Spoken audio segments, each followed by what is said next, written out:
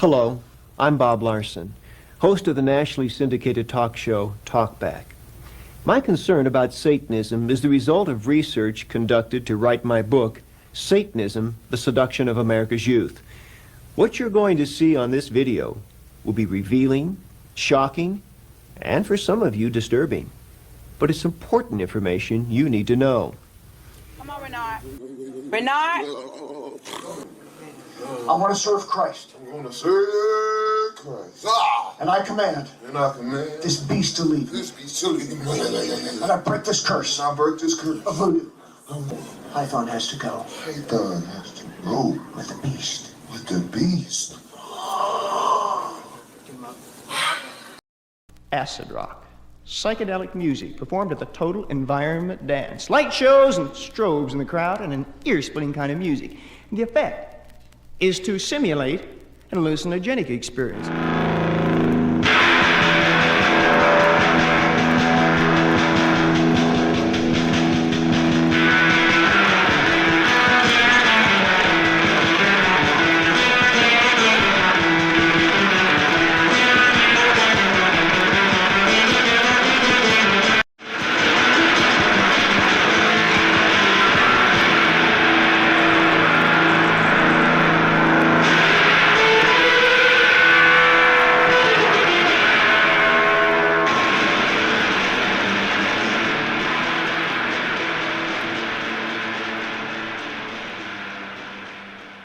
Hey everybody, welcome back. Psychedelic here, and welcome once again to Acid Archive Diaries number 5.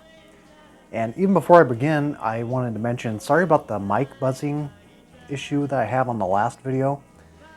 Kind of sucks when you make a whole video and then that happens, but I still put it out there. And I think the reason was, I think I was getting some interference from my laptop I had right in front of me, and I think it was just kind of cutting into the signal of the microphone or something. I know there is like a slight buzz in every video, but who cares, right? That's always been an ongoing issue with these videos, and that's why I bought a lavalier, because eventually my, smartphone mics just go out after a while, so I have to rely on external sources. But today, we're going to be doing sort of a left field entry here, where it's kind of more, you can kind of classify it as non-music, spoken word. But there definitely is, maybe 50% music's the correct way. It's almost halfway through the record. And then maybe like 20% sermon. I would say like maybe towards the end. It could be considered like a sermon record, but it's more or less just a discussion of, how psychedelics are taking over the world of our youth at the time of like 1969, I think it might have been recorded. But as you guys can tell, I'm kind of going all over the map, covering all bases of the Acid Archives. Started out with Heaven being a more underground kind of jazz rock collective, and then we moved on to lo-fi, Private Press, scuzzy proto-metal stuff with Vulcan, Mark Eric covering some Sunshine Pop, and today's probably the most kooky of them all so far. And this is a good one, man. And before I begin too, I know I'm kind of stretching this all out. It's like, come on, Derek, just get to the point. But I have upgraded from my original Acid Archive booklet to the second edition, finally, after how many years? But, it's kind of been on and off, out of print. I just, I was pretty satisfied with the original, but look how much more thicker that is compared to the original. Dang. It was about time. And I've only just kind of just threw myself in here a little bit, not reading too much, but it was definitely more envisioned and revised, way more than the original print itself. So this has definitely got some great info, and I'm probably going to read the review out of this book for Bob Larson, because it is in the original, but it's a little more extended on this one, so be diving into that. And thank you to the secret admirer out there if you catch this. So let's dive in. So this is a record that I actually found in Cheyenne, Wyoming at a Goodwill, of all places. And today we're talking about Bob Larson, Speaks Out on Rock Music. I guess you could consider this like a private press, but it's more like kind of like a vanity press, you know. Probably only pressed maybe 1,000 or so copies. Not really sure, but looks like it had someone's address up there. I just found it this way, you know, but thankfully record's in good shape, and I paid like 50 cents for it. I've always kind of debated whether I should just let this go or not, but it's definitely a curious curio here of sorts. Always just kind of fascinated me, just as an item, more or less, but it's definitely entertaining.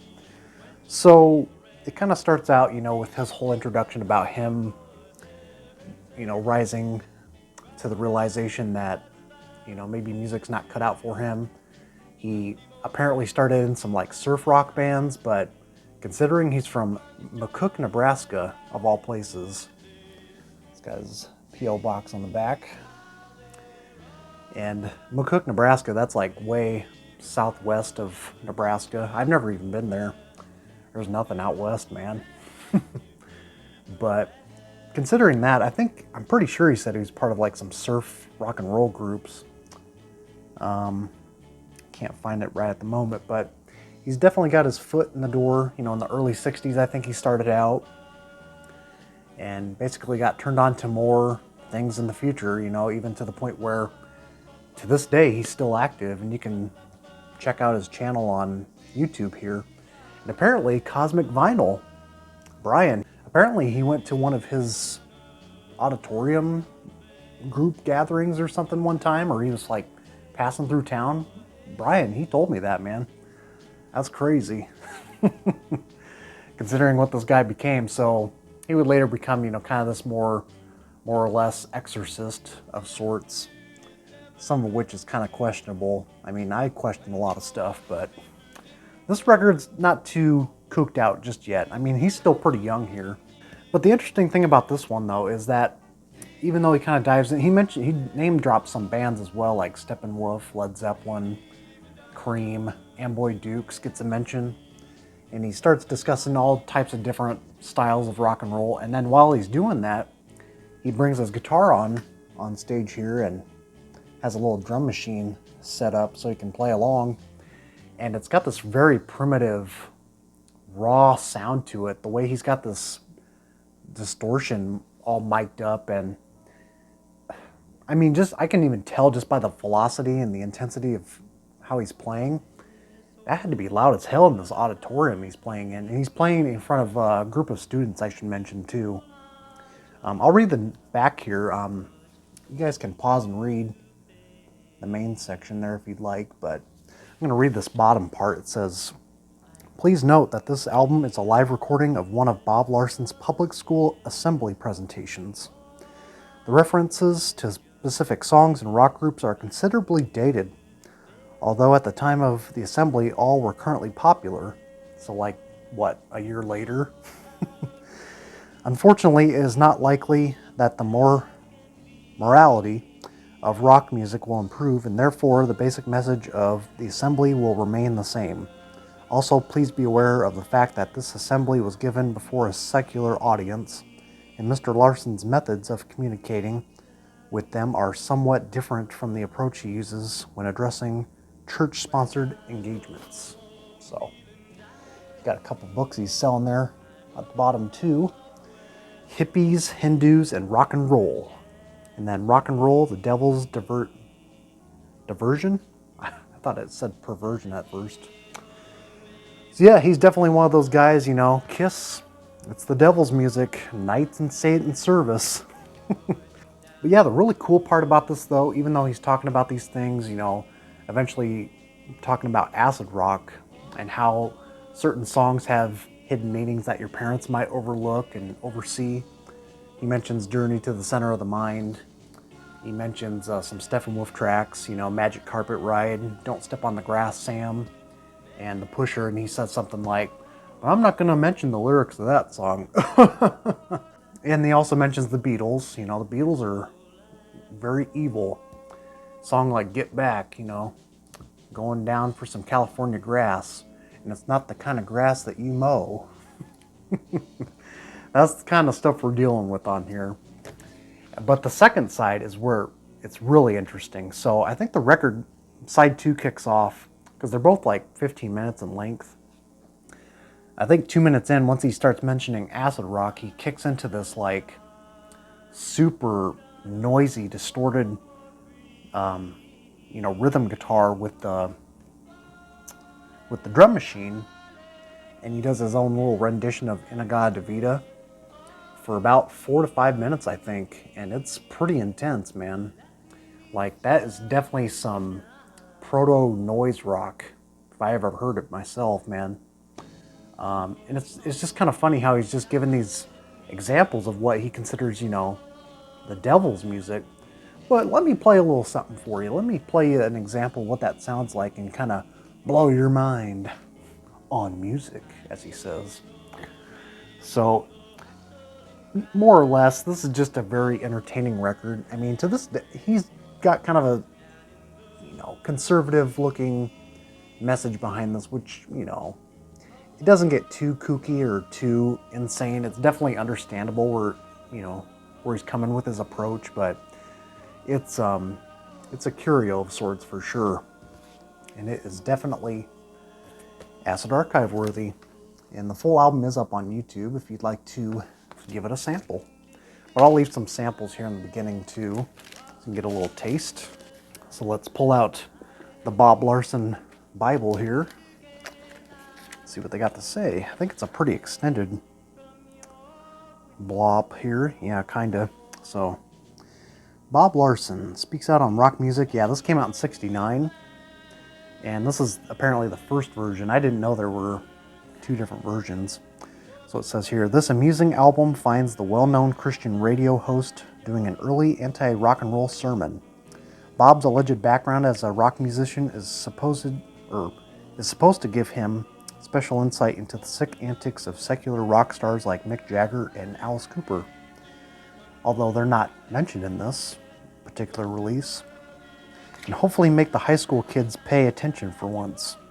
However, his spoken anti-rock, anti-drug, pro-Bible message is strangely deflated when Bob suddenly pulls out an electric guitar and plays ear-splitting wah-wah solos by Cream, Iron Butterfly, and more.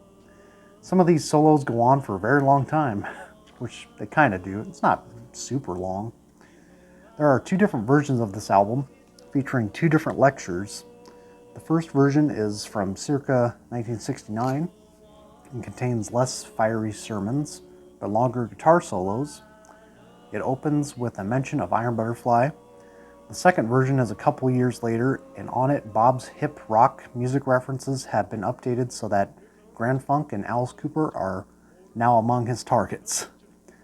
The tone is more openly antagonistic, and both Mick Jagger and Jim Morrison, the Miami accident, are taken to task. Yeah, I forgot about that. He mentions sort of an incident with Jim Morrison where apparently he strips naked in front of, a bunch of teenage fans.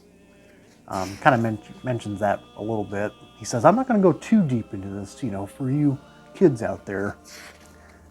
However, the guitar solos are shorter and less show-offy. Either way, this is a popular title among fringe collectors. The album also appeared on Reel to Reel. Larson's other albums are of less interest. He later wrote the remarkably paranoid Larson's Book of Rock. Okay. So there you have it. So I'm pretty sure this is the first version. But man, I was so happy when I found this because I was like, this is definitely a staple here and something I've seen online. And to my surprise, he was from McCook. I did not know that. So, like I said, he's still pretty active on YouTube. I mean, he's a good speaker. I'll give him that. And then since we're on the subject, I decided to pull this out too. Feel the Music, The Psychedelic Worlds of Paul Major. It also gets a little blurb in here as well. Let me read that for you, next to Bob Trimble. Okay, here's a man who made zillions of records, and this is the one that matters. He's a bona fide Christian, the real deal, and in order to get the kids into it, he plays hard rock guitar. I think he does Inagada Vita and so forth, and then he preaches. And to me, it came across as kind of evil, because it's like, He's given them a taste of fuzz guitars to turn them off of fuzz guitars and onto Jesus, you know? It's a very sleazy thing to do, and I think he has some sinister stories in his life. I can't remember. His other records are just normal, but this one is nuts. Yes, well said. So, thought I'd mention that too. Then we'll eventually do, you know, Feel the Music Archive Diaries. Feel the Music Diaries? I'm just kidding. But anyways, like I said, if you see it for cheap, if you see it in the 50-cent rack or even in the gospel section, pick it up. And that about does it for today. So hopefully I can push this out this Friday. And tonight we're going to be having a live stream, if everything goes to plan. Take care. Don't listen to rock music. We'll see you soon.